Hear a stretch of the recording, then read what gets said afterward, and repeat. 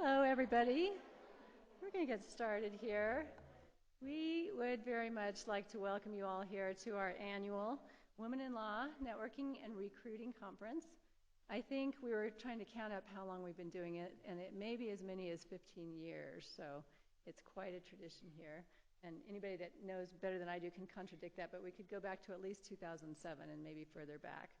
So it's just wonderful to be here with all of you. It's such a blessing, I feel, to be able to be here in person after a virtual year, and also to have the new technology to be here with those who can't be here in person. So there's blessings that have come out of all this stuff for sure. My name is Jennifer Wilson. I'm the current chair of the J. Reuben Clark Law Society Women in Law Committee. The Law Society is made up of lawyers from all over the world who are mostly of our faith of the Church of Jesus Christ of Latter-day Saints, but also of any faith. It's for lawyers of faith and lawyers who feel that with their faith and their religion can assist in doing good in the world through their profession. So it's part of the mission of the Law Society. So this conference truly has long been a highlight for me. It's so inspiring to be here with so many women and some men who really feel a desire to potentially pursue a legal education, and some who are already embarked on the road to legal education. I love how the numbers of women have grown through the years in law school. I was thinking back, my dad started law school in 1960 at Bolt Hall at Berkeley, and in his class of hundreds, there were 3 female law students. I started here in 1983, and when I was here, we were 1/5 women. And now my son, who's a 1L this year, is in a class with 50% women. So it really is. It's such an exciting time to be a woman, and it's a great time to be a lawyer. So I would definitely recommend it for anybody that asks. The goal of this conference really is to provide encouragement and inspiration, motivation for women who are considering law school or who've already started. Our theme tonight is Your Legal Career Arch, Embracing Peaks, Valleys, and Turns, which is really a fancy way to say that being a lawyer is a wild and wonderful ride. And just to help convince you of that, to demonstrate this point, we're lucky tonight to have 4 amazing lawyers here with us to share with us their legal journeys. And I can't wait to hear from them. You're really in for a treat. Before we move forward with our program, I wanted to recognize some people that are here with us tonight. First, I wanted to recognize the Women in Law Committee that puts this on. So if you're on the Women in Law Committee right now, would you mind just standing up?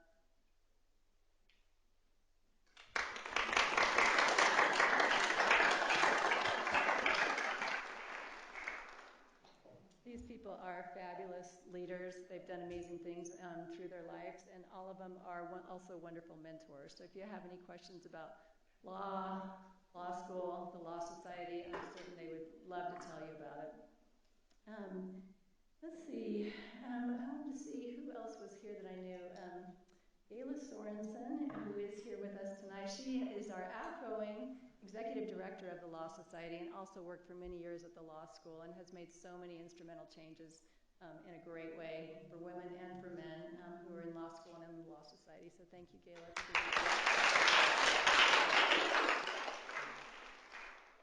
Forrest Hansen was here, but Forrest is not in here, but he's behind the scenes setting up. He's our new executive director of the Law Society. Also, is going to be wonderful in his new role, and you may see him around the law school if you're a law student. I think that's Annette Jarvis, I was hoping would be here, but she is our incoming chair. You may see her around tonight of the J. Reuben Clark Law Society. And anyway, it's a wonderful. There's so many wonderful women who have really forged the path for us, and grateful that they're here, and grateful for all of you that are going to forge amazing paths in your lifetime. So with that, we're going to get started. I'm going to tell you about the schedule tonight. First, we're going to have an invocation by Emily Hoagland, who is a 1L here and also a new member of our Women in Law Committee. After that, Randall Hawkins, who was an instrumental and major planner of this event, is going to introduce our 4 panelists. Our panelists will have about 40 minutes to talk to you, to give a little presentation on what they do and what their path has been, and then you'll have time after that to ask any questions that you'd like to ask. So we'll go to that point.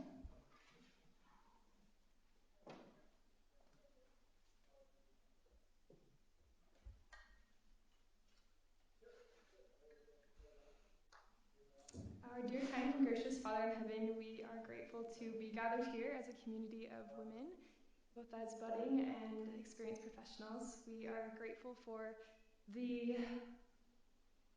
those who have prepared this event and for those who will be speaking to us today. We ask for thy Spirit to be with them and with us as they deliver their messages, and that we will have open hearts and minds to what they have to teach to us tonight.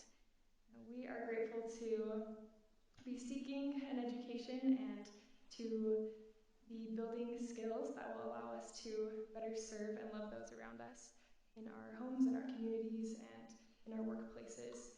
We are grateful for the chance to be at this institution and for those who have been instrumental in building it up and allowing us to be a part of it.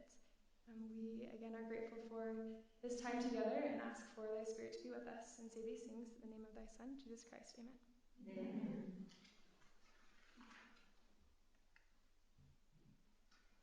Hi, I'm Randolyn, and I am delighted to introduce these 4 outstanding panelists that we have that represent very diverse career paths. First, we have over here Judge Jennifer Brown, is a 2002 graduate from Brigham Young University's J. Reuben Clark Law School. After graduation, Judge Brown joined the Salt Lake City office of the New York-based law firm of LeBeau, Lamb, Green, and McRae in their commercial litigation department. That Salt Lake office separated from New York, and they formed a local law firm called Mabee Murray LLC, which then merged into the Chicago-based firm of Chapman and Cutler in 2006. In 2011, Judge Brown started the law offices of Jennifer A. Brown, PC, and worked as a sole practitioner. He focused primarily on commercial litigation and construction law, and served as in-house counsel for one of her primary clients. Judge Brown was also a court-certified mediator prior to becoming a judge. Judge Brown was appointed to the 4th District Court in December 2014 by Governor Gary Herbert. She serves Juab, Millard, Utah, and Wasatch counties. I don't know if I said those counties right. I'm not from Utah. But she's primarily located in Wasatch County. Judge Brown is currently the presiding judge for the 4th Judicial District and is the first female to serve in that position. Judge Brown has 3 children, 1 daughter and 2 sons, who often accompanied her to BYU because they were ages 9, 7, and 4 while she was in law school. They are now all grown up, and her sons have finally made her a grandma. Just 1 week ago, a granddaughter was born to her oldest son and his wife, and her youngest son and his wife are expecting twin boys in February. How exciting that she gets a new title of grandma. And a little known fact about Judge Brown is that she recently got married in March and will soon be known as Judge Mabee as soon as the Social Security Administration allows in-person appointments for name changes. Next, we have Tracy Nettle. She also graduated from BYU Law School in 2010 and spent most of the last decade working as a nonpartisan legislative attorney for the Utah legislature. Currently, she owns her own business, contracting to do legal research and technical writing, and is the vice president of programs for the nonprofit organization Project Elect. She also serves as the vice chair on the board of Mormon Women for Ethical Government.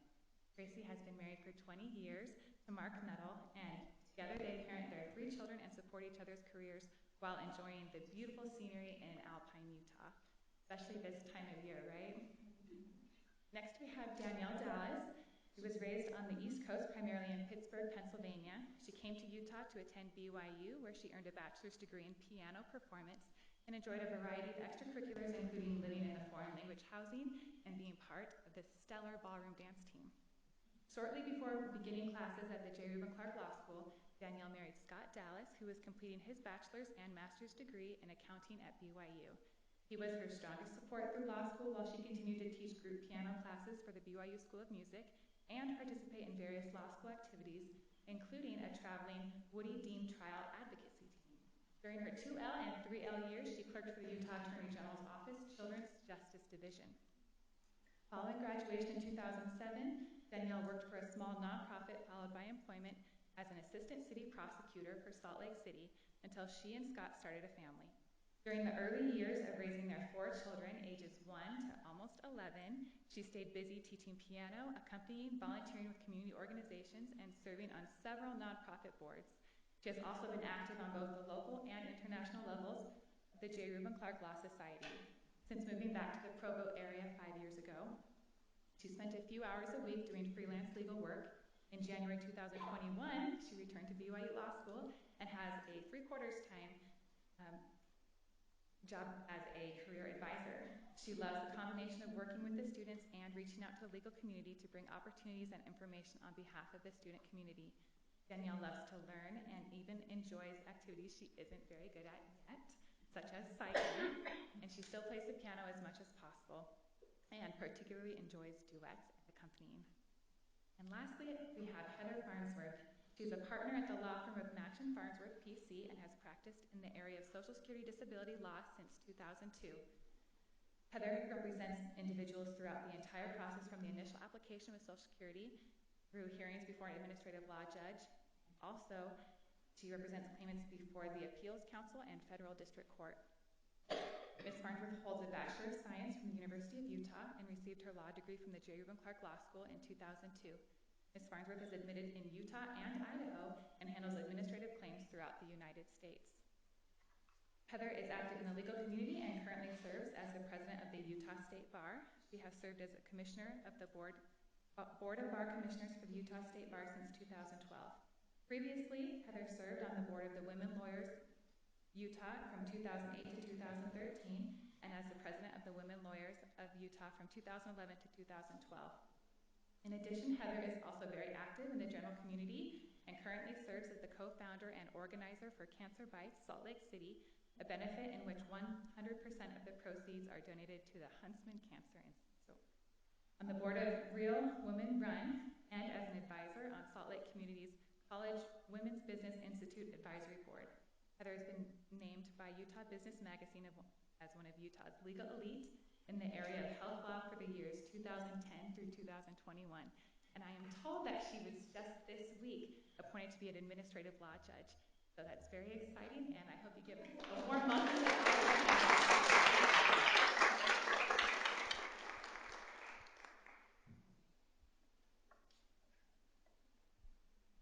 Well, hello everyone. Turn my microphone on. I am so excited to be here. It's really an honor to be invited back. A couple of my classmates, we were reminiscing about our time there. This room did not look nearly as nice as it does right now. It was a little darker, not quite as much natural light, but still a lot of really fun memories. So I wanted to just start a little early in my life, and so I only have 10 minutes. I'm going to try to condense this, but I'm one of those few people who really knew what I wanted to do at a pretty young age. I was in 4th grade when I announced that I wanted to be a lawyer. I didn't really know for sure all that meant. My family really didn't have any lawyers. In fact, I was the first college graduate out of my family, and so law school was a laudable. I mean, it seemed unattainable in spite of the fact I really wanted it. I graduated from high school at 16, and I lived in a small town in Colorado, and back then you didn't get to go to college online. And so I was faced with the choice of not going to college or moving away from home at 16. Those were kind of my choices, and I didn't feel ready to leave for college or leave home at that time. So instead I stayed home and I went to work. And I ended up meeting and marrying my husband at 18. And so by that point, now I'm a married woman and school had not yet begun for me. But I still had the desire, and I started trying to figure out how is this possible for me. And so I started taking a class or two as I could afford it at a community college. And it took me 6 years to earn an associate's degree, a 2-year degree. And looking back on it now, I don't know if I had known how long it would actually take if I would have kept with it. But the reality is that even that time would have passed anyway, right? And so even just taking a course here and there and having it add up got me down the path toward where I was hoping to go. I was fortunate enough that I I received a scholarship, a full scholarship, to finish my bachelor's degree. And so I was able to, after 6 years to get a 2-year degree, I finished off the last 2 in 2 years, in 4 semesters. Having done that, though, while I was still having children, in fact, my youngest son was born on December 30th, which was a semester break for me, and he was back in school with me on January 4th when the new semester started, because I didn't want to take the risk of losing the scholarship that was going to allow me to finish. And so needless to say, after those 2 years, I was a little tired. Moved from Michigan to Utah and decided to kind of take a break and figure out what was going to happen next for me. I will say this, that I still didn't think law school was a possibility because of just the life choices that I had made. And so I had pursued my undergraduate degree in the field of law. I got my associate's degree as a legal assistant, and I pursued a bachelor's degree in legal administration because I thought at the very least I could work at a law firm, right, even if I wasn't a lawyer. And then I, on a whim, took the LSAT just to see, and this will tell you how naive I was about the process. Mary Hoagland's here. She was here at that time. I called the law school admissions office and I said, if this is my GPA and this is my LSAT score, could I get in there? And thankfully, it was at a time that I don't know if it was just the perfect time, but they said, send us your application. That was in July. They offered a position in the class in August, and I just wasn't ready at that time. I hadn't made plans about what to do with my children and how I was going to make it work. And so I deferred for a year. And then started the following year and managed to be in the class of 02, which is the best class. And so it was a really good thing that I deferred. But law school for me was different than my classmates. You know, there were many of my classmates who didn't have children, many who had children but had a stay-at-home spouse who helped to take care of them. And for me, it was, you know, I had to manage my children and their activities and their needs in addition to my classwork. And so I was panicked my first semester, thinking there was no way that I was going to be able to compete. I would take my children to school, and then I'd come here, and people would already be here studying. And then as I would leave to go get my kids and pick them up, those same people were still here studying, and I was having to leave, and I thought there's just no way. But thankfully, yeah, I made it through, and then went to work at a firm based out of New York, which was a pretty demanding job.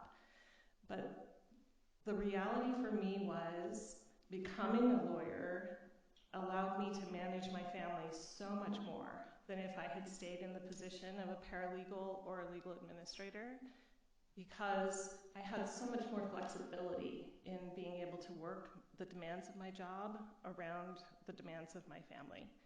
And so for me, it was a great fit, and I loved it. I did a lot of things in law school to figure out that I enjoyed litigation, which is why I pursued that as a career. And thankfully, along the way, I had some really great mentors and support who gave me opportunities and helped me to grow as an attorney. And you know, I've said a couple of times on a whim, I didn't really anticipate becoming a judge. That was not, I mean, law school was, for me, the reach, right? Becoming a judge after law school was just something I hadn't even contemplated. I applied on a whim. And the reason I did that, I applied thinking it was not going to happen for me at that point, but I thought it might be a 5-year plan or a 7-year plan. And there's a lot of advice in becoming a judge that sometimes you have to apply multiple times in order to get yourself known and for people to understand who you are and what your practice is. And I was very fortunate again to be appointed the first time that I applied, and that changed things for me once more, and I had to adjust. And so I took the bench in 2014, and that has been such an amazing experience.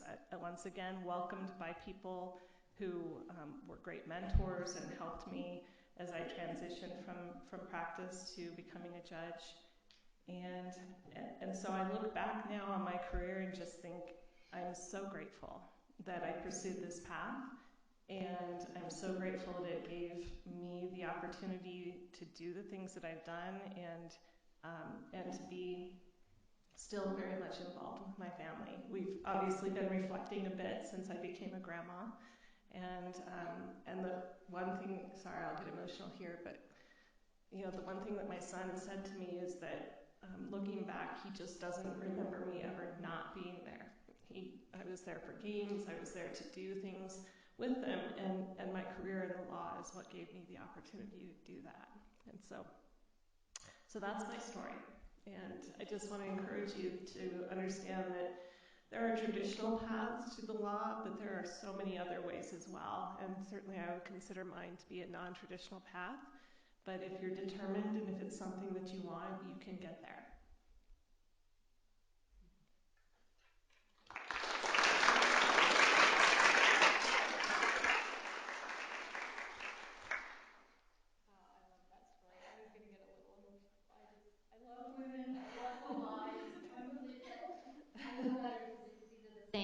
These are the same mics we had in the committee room, so.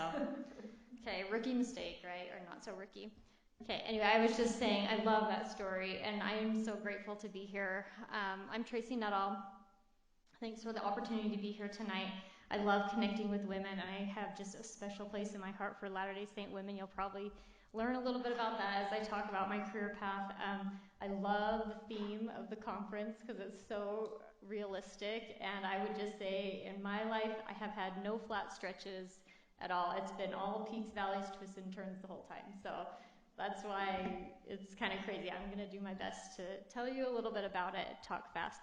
So I was a philosophy major at BYU. And the funny thing is that I had a really good feeling when I declared my major, maybe the first real spiritual feeling I'd had about like a direction in my life. And that has just proved to be true, but at the time I had no idea what I would do with it. And lots of philosophy majors go to law school, and I said, I will never go to law school. It's so boring. That's for boring people. I'm cool, I guess. I don't know. So never say never, right? So I got married my last year of school, and I am ashamed to say that I just assumed we'd start having kids. And I'm ashamed not because that's a bad thing, but because I just didn't put any thought into it, and I just want to tell you all, be intentional about your family. That's a really important thing to do. You just want to know when you look back that you were really intentional about the choices that you made. I wish I had done that. So we moved to Oregon. My husband went to med school there, and I worked a couple of different jobs. And at one of my jobs, I was exposed to federal regulations, and I found them very interesting, which was like, oh, I like boring things. I didn't know. Turns out philosophy is boring to most people. So, and then when it became clear that we were having infertility problems, it like sort of wasn't a big stretch. It was kind of like, okay, I'm going to go to law school. So we moved to Utah for Mark's residency, and I ended up at BYU Law. And I was so grateful at that point that I'd had a few years working before I went back to school. I was just really immature, and I really needed the discipline, and I needed the time, and I needed to work, and that was a really, really good choice for me, even though I didn't really plan it that way. It was also really beneficial to watch my husband Mark go through med school and residency. I needed to see him do that and to see how he did that before I could do it, and it was really important to me. So there are different paths, and I just think the Lord really knows what you need, and he will just get you there in different ways. So that was really beneficial. So at law school, the two big things I did were law review because I love writing. I love technical writing, which also, again, is very boring. Cool to me, not to others. I took as many conflict resolution classes as I could, which were I was just like passionate about conflict resolution. My husband's like, I can't hear about mediation one more time. Like, it's not that cool, Tracy. And so I just wanted to mention that because I had some really good advice from my sister when I was young, and she just said, like, follow all your passions and your interests, and as your career path goes along, things will kind of weave in, and you'll kind of find out where you need to go. And in my life, that has been really, really true. So don't be afraid to do what you enjoy, and I think in law school particularly, it's very tempting to do what everybody else is doing and to feel like there's one path to success. So don't be afraid to do what you are feeling like you really want to do. That's helped me too. Let's see. And then those two things, like the writing and the conflict resolution, and then I took this drafting class, and those three things basically got me my job at the Utah legislature. I didn't know it at the time, but they actually have a test to work there where you like write for an hour or something, and I like had to rewrite a statute, and I had done that in the drafting class, and so that like gave me a big thing. So just it'll all come together. It's very exciting. So I did get hired there later. And I just want to say one really quick law school blessing that we had, that my husband was like he's not like a miracles person, but he was like, this was really cool. So I came to BYU, and at that time there was this doctor at the BYU Health Center. I don't think he's there anymore, but he basically was giving students like really cheap fertility treatments, which was kind of cool because we like couldn't afford fertility treatments. So we did one IUI with him, and he charged us like $50. There's my $50 baby right there. So that was like a great law school blessing that we had. And this is my daughter Mira. I'm so proud of her, and I'll mention her again in a minute. So I just wanted to tell you that. So let's see. Let me check the time real quick. Let's see. So I had. Let's see. I need to skip a little bit. Okay, so I did have a baby in law school. I had her 2 weeks before finals in my second to last semester. So it was like a little bit crazy, okay? Like, I'm not really sure. It's all kind of a blur. I don't really know what happened. So, but it happened, and it was okay. And it happened because people in my law school class, I had seen them do it, and I had seen other women at BYU Law do it, and I thought I could do it. And I had people tell me, I don't think that's a good idea. But it was okay. I had the support that I needed in the law school, and that was really cool. So I was like, I got through the end of the year, and I did not apply for jobs. I was too tired. I think people understand, moms. And so I was like, I'm just going to study for the bar. Studied for the bar, took the bar. I did pass it. That was a good thing. And then I was kind of like, oh my gosh, the economy for attorneys is so bad right now. And there's a new crop of law students just about ready to graduate next year. I was like, I have to do something. I have to get my foot in the door. So I applied to this random job at UVU to teach business law. Didn't really think I'd get it. I got it. I taught business law for 2 semesters there, and it was a really interesting learning situation. And I really enjoyed the teaching part. The politics are always like weird and like higher ed, right? Or just me? It was just me. Okay. So then I actually did this little clerkship in the 2nd district. I didn't ever think I would do a clerkship, but my friend kind of recommended me, and I ended up doing that for a few months, and it was really cool. And I wish I could have stayed, but the economy was so bad. And at the time, I got a job offer from the legislature, who had turned me down a couple months before about a job, and then they came back and said they'd like come back. So I was like, okay, I'll do it. And that was actually really kind of like my dream job. I really, really loved working there, and I'm still kind of sad that I left. But I worked there for 2 years full time, and I wish I could tell you all the stories about how I worked there full time and I quit, and then they wouldn't let me go part time, and so I just quit because I was having another baby, and then throughout it, they ended up giving me all this flex time, and it was like this great story. That's just in a nutshell. It was really cool. So I ended up working there for about 8 years, and then a couple of years ago, I just had this really strong feeling out of the blue that it was time to quit, and it was because of my kids. And so just listen to those. Like, it's hard. Like, it's still hard. I miss that job, but I know the things that have come into my life because of that decision are like way more important than staying there and just like doing whatever I wanted to do. So what has come from that is that now I have like this little contract job with the State Board of Education in special ed. I love that, and I started my own little corporation for my like a little 5-hour-a-week job. So I'm my own employer. It's like pretty fun. I named it and I like set it up, so it was really cool. And then what I really wanted to do is I kind of was like, my husband has a good salary. I just think I kind of want to work for free now that I'm going to be home more. So I was really interested in Mormon Women for Ethical Government. I really liked what they were doing. at the time, and I was just really inspired by Latter-day Saint women getting together to try to change the world. And so I told them I would draft their policies and procedures for them, which I did, and then I ended up kind of being one of the assistant executive directors there. I learned how to do some fundraising, so I'm just like, the last 2 years have been really uncomfortable for me, I'm not gonna lie. It's been a rough time because I've learned so many new things, so it's been really cool. And then I actually ended up transitioning to the board of Mormon Women for Ethical Government, and I've learned a lot of skills there. And I would actually really recommend trying to be on boards and commissions when you have the opportunity and when those come up, because those are actually where jobs come from, networking comes from. It's really, I wish I had heard more about that earlier in my life. It's pretty cool. So while I was at MWAG, I actually heard about Project Elect, and so I kind of moved over to Project Elect, but stayed on the MWAG board. And Project Elect is Women in Public Service, and our mission is to help more Latter-day Saint women get elected to public office.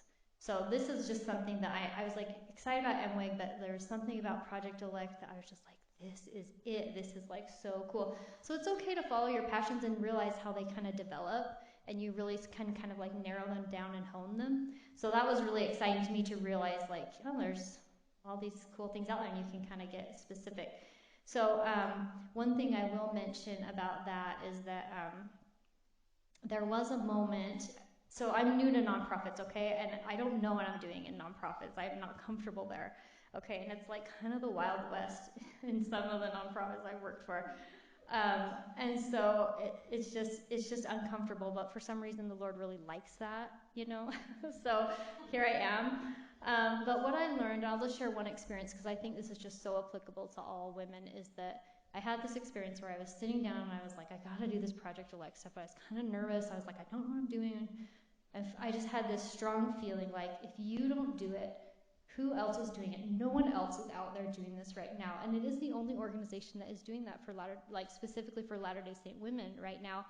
And it was like, who cares if you do it perfectly? No one else is doing it. Just do it.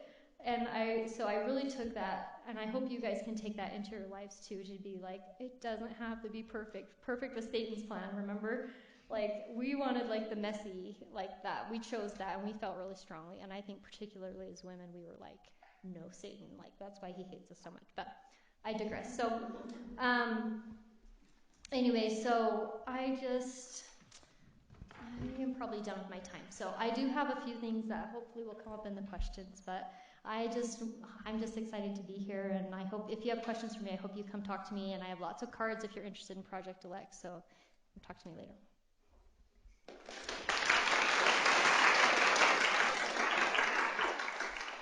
You could have my time, Tracy. I just feel really humbled to be here and to share space with these amazing women. I appreciate the introduction that Randolyn gave. I was a pianist in my undergrad life, and I knew that I wanted to do a graduate degree. I knew that I didn't want to keep practicing piano by myself in a practice room for 4 to 6 hours a day. It was just beyond what I emotionally could handle. And so I was like, med school? No, I need to take 2 more years of prereqs in order to take the MCAT, so what could I do? I ended up at law school. So talk about not being intentional about making decisions. This is a theme that you're going to see throughout my comments tonight, until you get to my current position right now, because I feel like I have turned a corner in terms of maturity, in terms of spiritual maturity especially. So I hope, I'm so glad that I can be talking here among faith-based women, because that's really important to my story. It's really important to me, and it's now how I make my decisions. So there were no other attorneys in my family to bounce ideas off of, where to go to law school, how to do law school, how to make decisions in law school, how to choose classes during law school. So I did follow what I was interested in, and I also followed peer pressure to take federal taxation. I shouldn't have done that. It was really not a great class for me. It was a great class, but not for me. And so I wasn't intentional about some of those things, and I could have had a better experience if I had learned earlier on to be careful and to talk to people, to get outside my comfort zone, to increase, there's the network word. I'm going to use that for shorthand, but it's just about having relationships, developing relationships with people who can give you wise counsel, who can share perspective, and you want a variety so that you're not ending up following just one person, because their path is not your path. Your path is yours, and you can figure that out absolutely 100%. And other people can give you great ideas. But you need to know a lot of people. Well, you don't have to, but I definitely encourage you to get to know a lot of wonderful people. And if you decide to go to law school, here's a number to throw out there that a wise person taught me. But if you can have a network of 100 other attorneys by the time you graduate from law school, you are going to have a pool of people that naturally and organically mentors are going to grow from mentors and sponsors, and you can really make really great decisions between their counsel and the Spirit. So when I graduated, I did not have a clear idea of what I hoped to do. I had wonderful experiences with trial advocacy. I loved the courtroom. That is something about my piano background. I do enjoy performing. I enjoy the adrenaline of it, the combination of practice and, in the moment, some improv, because you have to when your mind goes blank. But I also was really burnt out, and I hadn't created that network of encouragement to just take the July bar. And so I didn't even sign up for the July bar. I just thought, I'm not even sure I want to do law anymore. And I found myself in the Wild West now, in the nonprofit sphere, because I tend to be public interest minded. And so I thought that would be a good fit for me. And in many ways it was, but I missed the law. And I actually realized this about myself too. I needed a larger organization so that I could get that more formal training. And so I was like, okay, I'm taking the February bar. So I was working full time, took the bar, passed the bar, and as soon as I found out about that, I was looking on legal job boards. I was also looking on nonprofit job boards, and nothing showed up. And so I ended up at the Salt Lake City prosecutor's office on a fantastic team, learned so many great skills. It was a stressful job, and ultimately what caused me to quit before I'd even hit a year, is about 10 months, was my husband and I. He was working in public accounting at the time, very, very busy, very stressful, and we had decided to start a family, and I had a miscarriage, and I was scared that I was going to have infertility problems because of stress, and so I quit. Maybe it was the right decision, but I definitely didn't make it the right way. I didn't have that network to bounce ideas off of it, for somebody to say, just try one more time, like keep working through this. You don't have to quit right now. But I did. And that's also what you're going to encounter in life, is you make decisions, and you then have the opportunity to make them the best that they can be. And so at that moment, I had stopped with the law, and I ended up having my first child, which was a wonderful success story. So I felt affirmed at least in that aspect. But I also realized, I missed the law, and I got involved with the J. Reuben Clark Law Society, volunteering on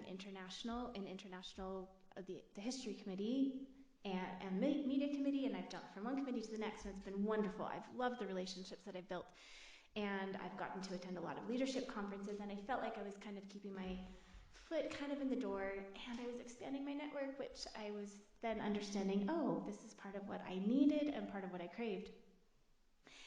And then, back in 2016, my husband took a different job, which brought us back to Utah County, and I thought, great, this is going to be a good time to get tapped back into the law school. I had been doing, as Randolyn mentioned, I had been doing piano teaching and accompanying, and I'd served on nonprofit boards, and I continued to do some of that, just not the teaching part. And I wanted to instead spend that time back in the law and try to build my skills, because I didn't spend enough time in the law close to law school to really feel confident that I even had any skills. So I also kind of struggle with that. That's been an obstacle for me, that confidence that I have enough legal skills to be useful to somebody.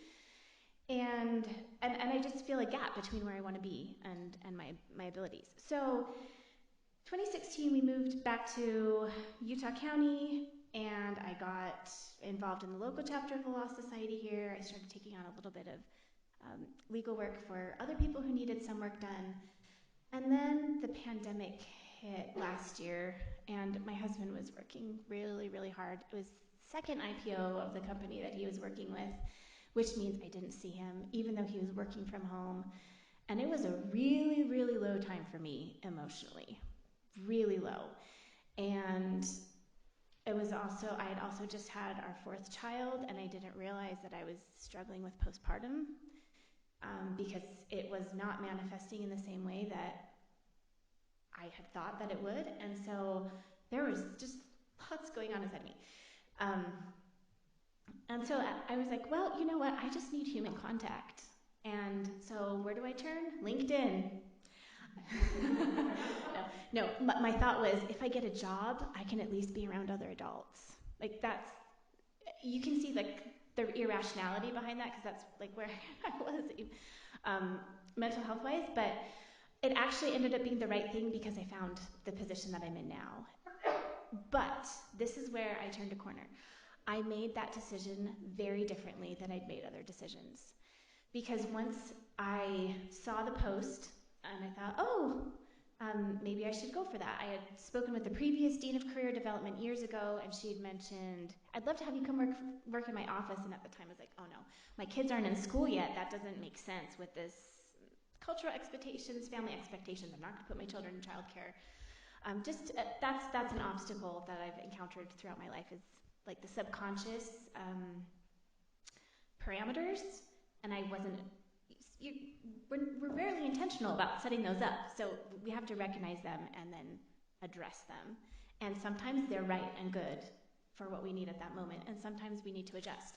So some of those would be, I can't put my children in childcare, I cannot pay for help around my home, I can't ask my husband to cook dinner or do laundry, some of those things that I've had to rethink. And I have a fantastic husband. I should have just involved him in the conversation sooner. But this particular possibility got me really thinking and praying really hard. And so I prayed really hard, should I even apply?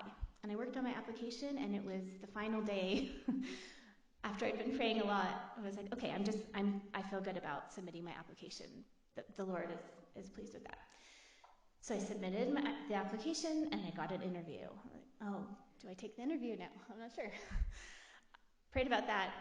And I really needed that divine guidance at the time to know that I was not doing this selfishly or for the wrong reasons, and ended up going through with the interview, got the job, prayed really hard, and I said, I need to know if this is right because I'm going to need to get a nanny, and I need your help putting the right person in place for me to feel good about this.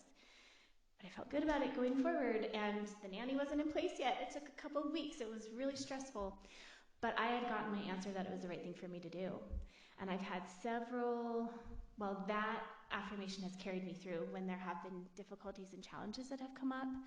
That's what's gotten me through. And I now have confidence that I can make these decisions, and I can take control of my life going forward. I can be the leader of my own life, and I can be a co-creator of my life with the Lord. I love the example of the brother of Jared in the book of Ether. And if you read that, asking how is he a co-creator with the Lord, there are some pretty powerful insights, and that is what the Lord wants for us. I'm not the same person I was 10 years ago, and I hope I'm not the same person in 10 years from now that I am today. I love doing what I do, working with the law students, and getting to know people more. And yes, thank you so much for letting me share some thoughts.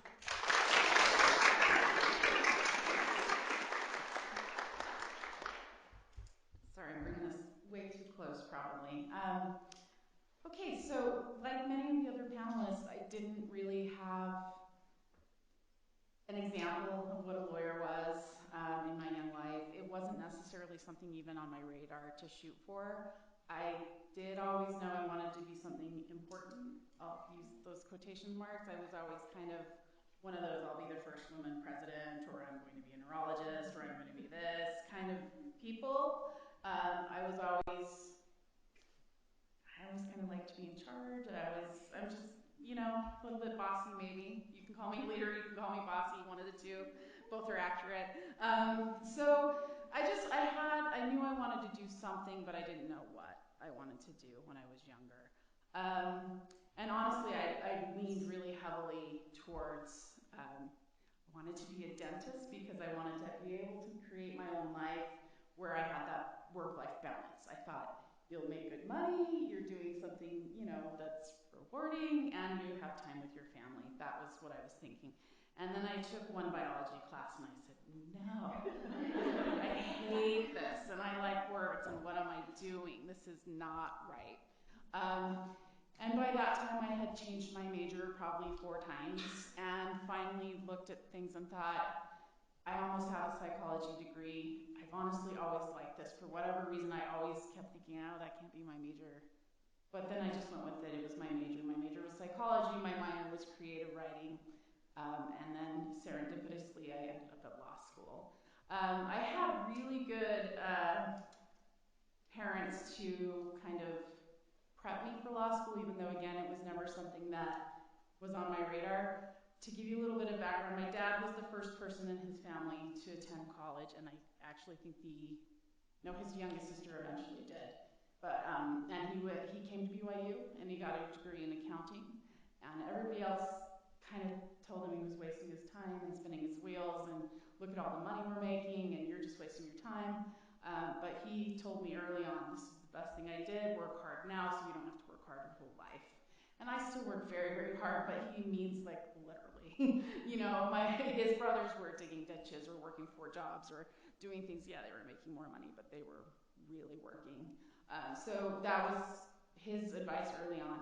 My mother went back to college when she was 35 years old, and I was 7. She took me to her classes one day because she went to school to be an elementary school teacher. So she brought me to some of her classes. And I saw how everyone there just loved her and thought she was the coolest person. And it made me realize it's just never too late. And even if you don't fit in, and even if it's not traditional, it doesn't matter. As Jennifer said, the time passes anyway. What are you going to be doing in 3 years anyway? Do it if you're thinking about it. The time passes either way. And so with her being that example to me and being a teacher, she always made it very clear. All of her kids were expected to go to college. All 5 of us did. Again, not the same boat for my cousins. And I was the last of the 5. I was the accident surprise child that came 8 years off from the rest of the herd. I actually stopped her from going to school the first time she tried to go back because I showed up. And then she went back to 35, like I said.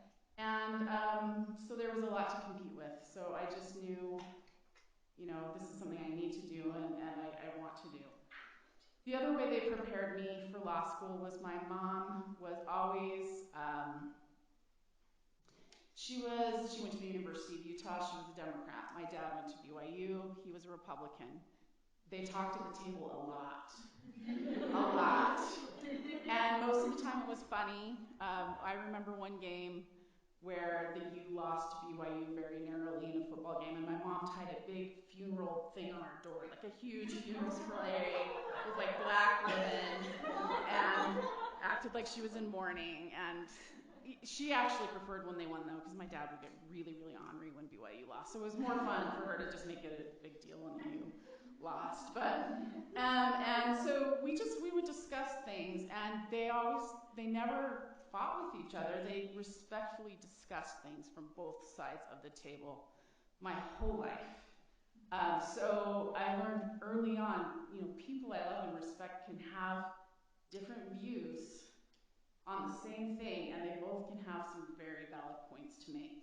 So I think that really set me up for law school, because there's people that, you're going to be a better lawyer if you can, yes, you can laser in and focus on your client's side and their case, But if you can also see the logical arguments of the other side, then you can prepare for those arguments and respond to them much, much better. So that was kind of my background. And then when I was coming up on my senior year of college, like I said, I switched to that psychology major. I walked into something kind of like this. It was you're thinking about taking the LSAT course. And I never won anything in my life, and I won a free LSAT test prep class. And so I just thought, well, that's weird. Okay, maybe I should take that free test prep class. And then 2 weeks later at my job, I worked at Southwest Airlines in their call center as a reservation agent. I won a $2,000 laptop computer, which was required for law school, and I just thought, this is super weird, but things are kind of pointing in this direction, and I did well on the LSAT. I ended up getting a job for the test prep course place that taught me and taught some classes, and it just felt right, and that's kind of how I ended up at BYU Law. Unlike some of the people here, I went straight through. I went high school, college, law school. Me and my classmate Ryan, I think you were one of the youngest too, right? We were like little babies of, we were the babies of the law school. In some ways that was good because I didn't lose focus. In other ways, I was not mature enough. I was already a little bit burnt out when I started. I took kind of I just need to pass approach, which was, I have never been that person in my whole life. I was always like, I have 94% and I can get extra credit and be 97%. I will do it. Law school, for whatever reason, when it's the most important, I was just like, I just need to pass. And, they talk to you about how grades don't matter. They don't define you. They matter for certain jobs. You just need to decide where you want to end up. I did fine though. You'll get there, even if you pass with that 2.1 or whatever it is. You're still a lawyer, right? So it's okay. And then again, started law school young, started kind of immature. I remember Mary Hoagland talking to us about networking and just thinking that was the grossest concept in the world. It felt fake. And then I realized it just means having friends. And I was like, oh, well, I can do that. I can have friends. And I honestly think we had one of the best groups of friends. We were ridiculous. We would have days where we just decided, hey, it's like 70s day. We all show up to school dressed up. The other classes are like, what are these people doing? But we enjoyed it. We really had a good time. And yeah, there were really competitive people in the class, but you didn't have to be. And even being friends really made it a much easier experience and a much more fun experience. And I hear a lot of people talk about how miserable their law school time was, and I don't feel that way. I loved it here. And I love the people that I met here still. And even though we'll go years without seeing each other, when I see them, it's a great feeling. Other things that happened, I got married my second year of law school. I had been dating him forever. I met him my senior year of high school, and we were just finally ready. Had my daughter the last year of law school, did not plan that, took measures to protect against that. She didn't care.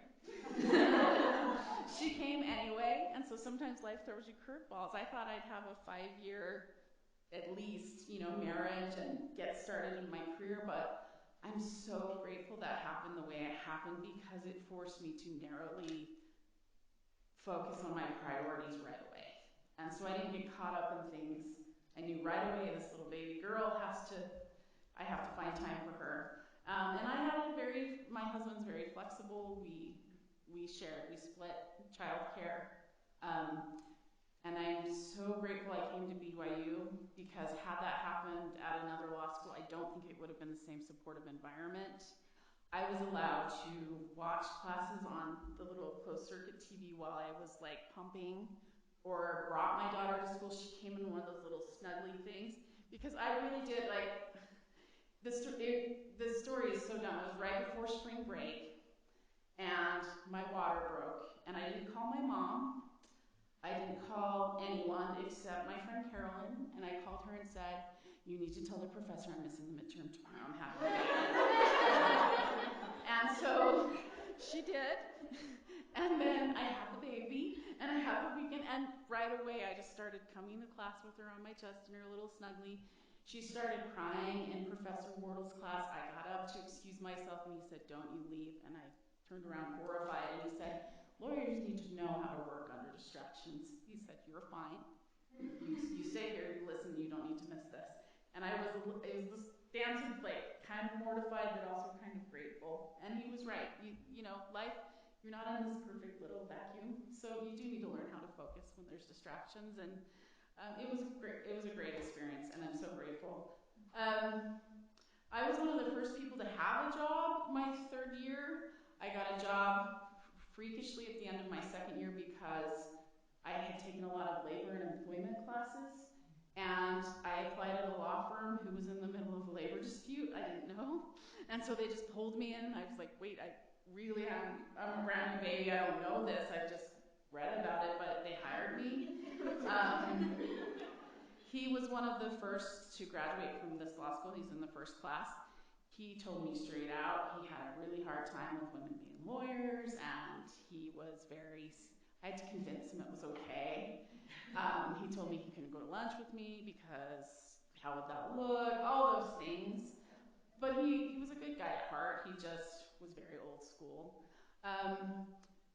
But my daughter coming along, I think, really did get to the firm, got the best of them both, and they kind of panicked, and they didn't keep me on. So I was devastated because I thought I had this job locked down for a year, and then suddenly I'm at the end of my third year and I don't have a job. But it was the best thing that could have happened to me. I ended up applying for this other job. It was part-time.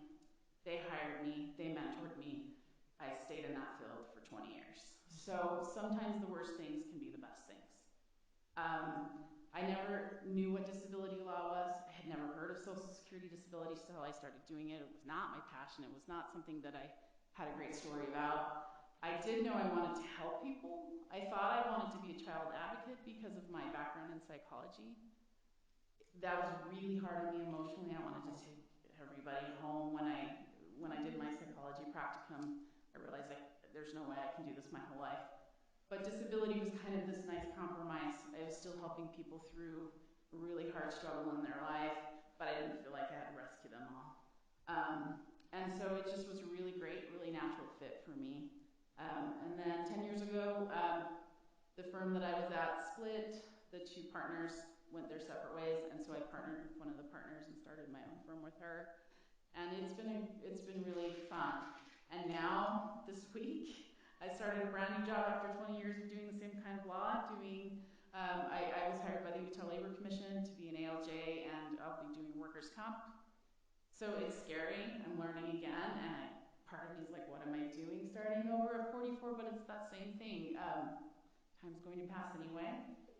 And I have been so excited to feel challenged and learn new information.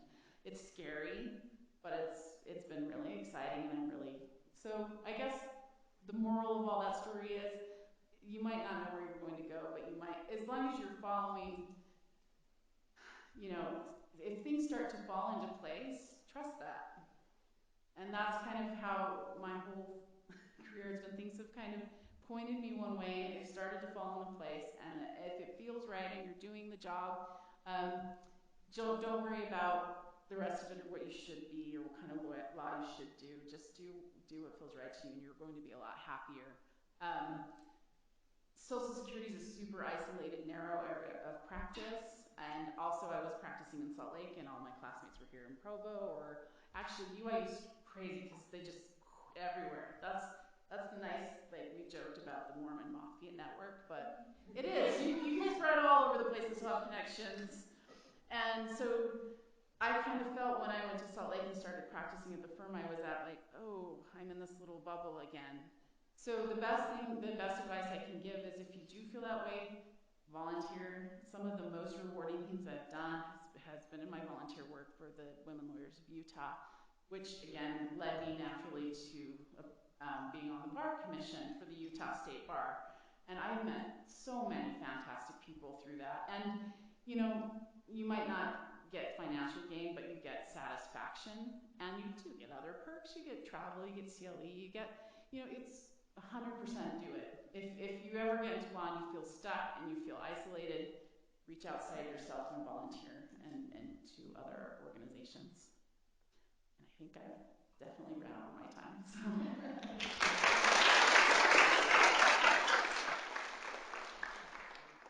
Thank you so much. That was awesome. We're going to start now the question and answer portion. We have about 10 minutes.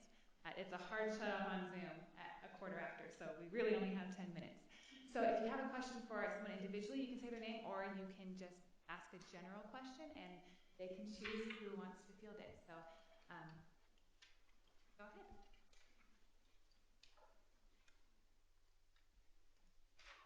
I actually have a question for Tracy. Tracy works for the Utah legislature, right? Yeah. And I was thinking about doing that. Why did you like working for the Utah legislature? Like, what were some main draws for it for you? So I. Can you repeat the question on the microphone? Yeah, so she said, what is one of the main draws for me for working for the Utah legislature? So I didn't really get to get into this, but I was talking about conflict resolution and my writing. So you draft bills there. So if you don't like technical writing, you're not going to like it. And I loved it. And I loved getting in that structure, and I loved my specialty basically was the Utah code. So I could learn the Utah code, and then I learned like the education code, and then at one point we recodified the education code. So these were a big draw for me, but I also am an extrovert, if you can't tell. And I loved working with people. So basically, legislators up there are your clients, right? And then they would give you these bills to draft, right? And then you would have people from both sides come in, and they would kind of figure out how it needs to be written. And they would fight or whatever they would do. And I just love being the person in the middle who was like, oh, here's an option, we can write it this way, we can word it this way. And it was just so fun. I really enjoyed doing that. Also, it's state government, lifestyle, it's like awesome there. Other draws for me were that I didn't really get to get into this, but I worked full-time for there 2 years, and then I was able to get into a situation where I worked the session, which is 10, I can't remember if it's 7 or 10 weeks, because I did like 10 straight weeks. But I think it's 7 weeks. But I would start a couple weeks early, and I would like do that like tons of hours, like 50 or 60 hours a week. And then I would either take 9 months off. I did that a couple times, or I would work part-time the rest of the year during the interim. So that was like a really cool, flexible job. My husband did not like the legislative session, but also I would say drama queen here. I did like the drama of the legislative session. It was like a very intense time. So it was fun to like do a lot of work and get that done and like learn a lot, and then I would have like an easier 9 months for the rest of the year. So that was a big draw. Hope that wasn't too long of a question. That's it. I'll go ahead and repeat the questions after you say them so everyone can hear. Any other questions? Yes, over here. So I'm actually a current law student, but I remember going to one of these events when I was pre-law and being so scared that I didn't want to go to law school. And so I was just wondering if anybody had any thoughts on how you guys felt when you were going into law school, and just how maybe you didn't feel like you were ready or you weren't sufficient, and how maybe you dealt with those sort of things, or how you realized that you were enough and that you were able to be in law school. Okay, the question was about feeling ready for law school, and how did they know that they were ready, and how did they deal with any maybe feelings of inadequacy? Well, I just feel like this is totally up my alley. Yes, I think what you're feeling is 100% normal. I think every woman here has felt it. It's very scary. I will tell you, I was scared to start law school, but I was like so scared to start my job at the legislature because it was kind of like my first big job. I was so afraid. I had my husband give me a blessing, and he said in it, the Lord has been preparing you for this, like he said, for this job for years. And I just think if you can just take that, like it's okay not to be perfect. It's like nobody comes to law school knowing much of anything, and if they do, they actually don't do that well. It's really better to be like kind of humble and to just work hard. Those are kind of the two big things I would say. And I just would say if you talk to any other woman around, I think everyone will pretty much be feeling the same, and it's just normal, and it's good to just like push that away a little bit and stay calm. Can I jump in on that one too? Not just every woman, every other student that's there in law school, if they're being honest about it, with the rare exception, like she said, who probably should have felt that way, who really didn't. But really funny story, my first day of law school, we were out, there was still the big patio out there. I haven't been on the back side, but I think it's gone now. But there was a big patio out there, and I was just standing there, and I was looking around at everybody, and I was like, oh my gosh, I so don't belong here. Like, people come to BYU in particular from all over, and they could go to any law school if they really wanted to. And one of our classmates, and this, again, I say our class is so unique. I'm sure most people feel that way about theirs. But I was sitting there, and Megan McLean heard that I lived in Heber, and she has family in Heber, and this person that I had never met before comes up and like hugs me and says, I'm so glad you're here to be, from Heber. And of course, if you know Megan, she does that to everybody, so I wasn't particularly special, but in the moment, it made me feel very welcome and warm, and that I had someone, there with me that I could turn to if I needed some support, and so that was very helpful to me.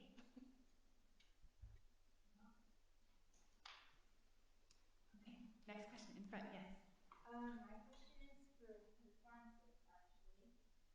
With the Zoom era starting, or having been started, does Utah State Bar have a vision to facilitate more opportunities for those in need of representation now that communication has been kind of made a lot more easier and far-reaching?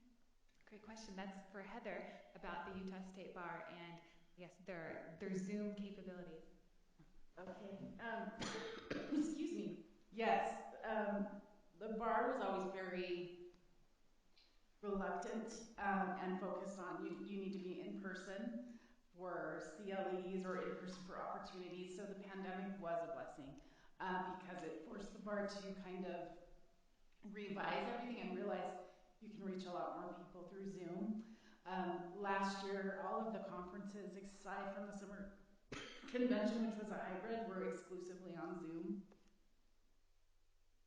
So we had better attendance than we've ever had and found out it was really successful. And for years, the bar was criticized as being the Salt Lake bar, even though it was the state bar. And there is truth to that. I mean, we would try to reach out to people, but there's also a way of doing things that they've always done them that way. And so it definitely, I think that was a very fair criticism of the bar, that it was a Salt Lake bar. So we worked really hard with the pandemic to reach out to more people, and they're going to keep that flexibility for online credit to count as in-person CLE going forward. And they're also working with the courts to push remote hearings so that people in rural areas have more opportunities to represent people outside of their little area. So yes, going forward, that we will be continuing to expand that. A hand in the back there, yes. So I'm currently a high school student, and I'm actually going for my associates right now. And I know next year I'm going to have some time for internships. I was wondering what's your advice for looking for an internship in law, because I would really like to get into that. The question was about getting an internship in the legal field. The person who asked the question is in high school still.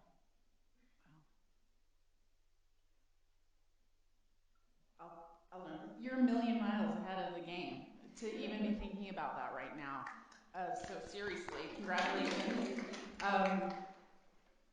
I got most of my first early on internships and externships.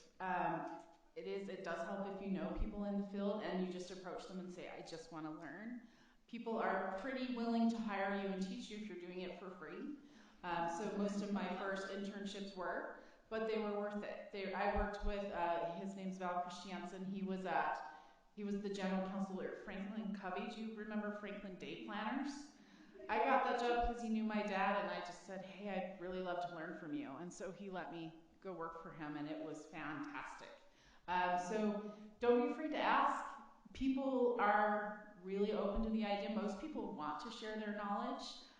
They just don't really think to offer it to you. So ask, and if you don't know anyone or have any connections, Go to firms in your area, or if there's specific departments that you want to work with, and just ask them if they are looking for anyone. I mean, I know my firm would be thrilled to bring somebody in and educate them and have their assistance, and I think most places would be. There are also pre-law advisement centers at many universities, so absolutely take advantage of those. They're going to have an idea of connections, and from the career development side in the law school, that's one of the things that our office does is the experiential learning portion, and helping students get placement. So we also have some ideas from the students who have come in who have done legal work at firms beforehand in a quasi-paralegal kind of position, but with knowing that they're going to go to law school. Oh, sure. I'll be really quick. There's tons of places. The Utah legislature does an internship program through political science places if you're interested in that, but both of my nonprofits will just take an intern because we can, and we basically want you to post on social media because you guys are so good at it. So, I mean, literally we're like, how would you do that? What do your friends want to see? So, almost anywhere that's like established would take an intern, I think. And I would also just indicate that I have taken students who basically want to shadow a judge for a day, and so I'm struggling to remember which organization they came through. But if you kind of do a search for that, you're going to find some organizations that have relationships set up, and I'm always happy to do that because for me, education was a life changer.